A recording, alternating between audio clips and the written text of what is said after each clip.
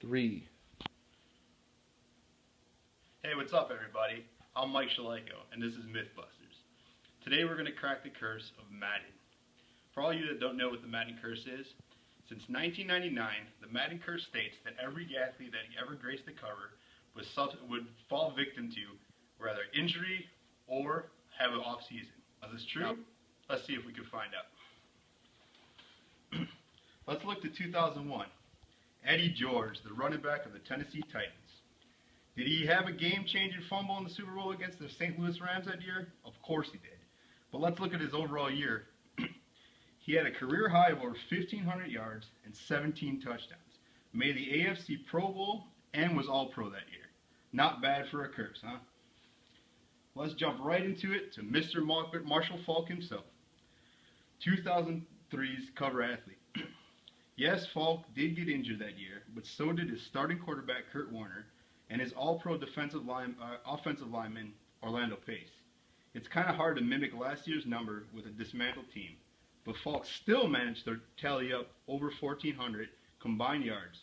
Not too shabby considering he was 29, especially when the life expectancy of an NFL running back is 30 years old. Let's jump way ahead to Madden 2010. This was the first title to have two athletes on the cover. Troy Polamalu of the Pittsburgh Steelers and Larry Fitzgerald of the Arizona Cardinals. Polamalu did get sidelined with an injury that he was dealing with for a while. It was a ligament injury in his leg, but Fitzgerald went on to play all 16 games and had a phenomenal year, catching a whopping 97 catches for over 1,000 yards.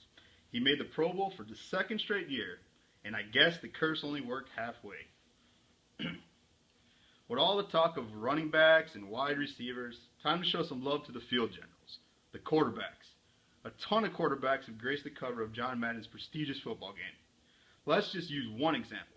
Let's look right to 2011 and the cover athlete Drew Brees.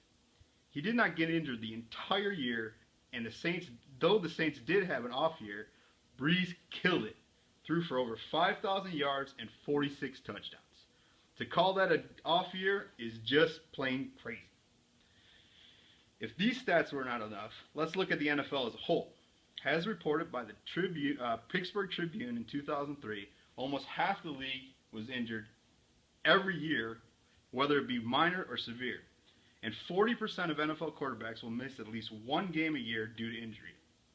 It was also recorded in 2011 that approximately over 3,000 minor injuries befall NFL players yearly. So it looks like Madden series should have every player who has ever played the game on the cover of the curse list. In words of John Madden himself, there is no curse. I was on the cover for several years myself and never once pulled a hamstring. It's a violent sport. Injuries are gonna happen. Just considering these facts alone, the curse never really was a curse to begin with. Football was just football, and you could consider this curse cracked.